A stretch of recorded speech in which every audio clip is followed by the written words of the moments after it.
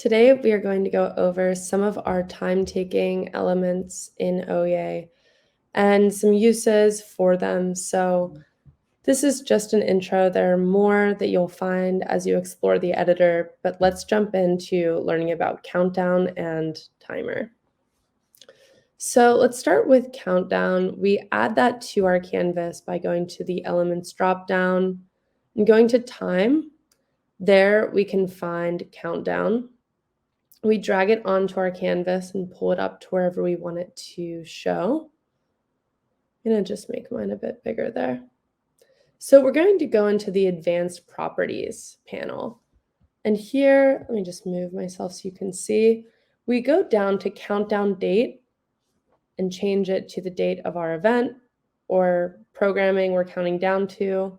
Pick the time through this drop down, close it. Double check that you've set the right time.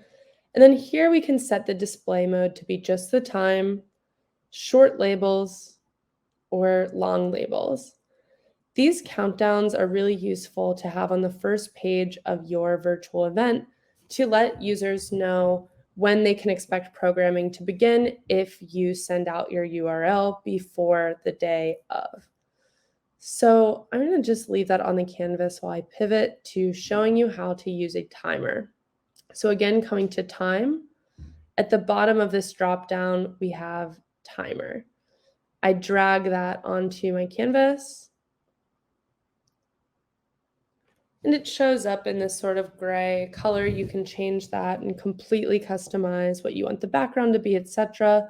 But again, we open the advanced properties panel, go down to timer duration. I'm going to change that to 120 because it counts in seconds. And here under actions, I can either start and stop this timer if I so choose during the event. But how I typically like to manage this is adding an action button, adding a couple, but we'll copy and paste this one. So just one to start, opening up the configuration and saying that we want this button to target the timer and we would like it to invoke start. We'll click done to save this button and change the text on it to read start timer. So as you can see, my clicking the button started the timer. We're now counting down from 120 seconds or 2 minutes. I copy and paste that button, and instead of having invoke start on my second, I have invoke stop. So I am going to select my buttons and pull them down to my notes and controls so only my admins and directors can see this button. So select both and drag them down to the notes and controls. And I'm going to change the text on my second button just to read stop timer so I don't get confused.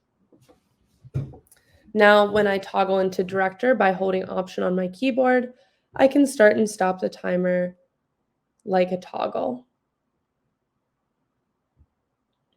I'm going to add one more button that makes it easy to reset timers. So add another action, and you'll set this up the same exact way that you've set up the previous two. And you could also copy and paste one of your past buttons, but I just wanted to show you again. So we select timer, change set to invoke. So we're going to invoke an action, and the action will be reset. So now on click, the timer is reset to 120 seconds. Timers are super useful for rooms where you are doing speed dating, where you have escape rooms. And here are some examples of other time elements: stopwatch, scheduled time, digital clock, analog clock.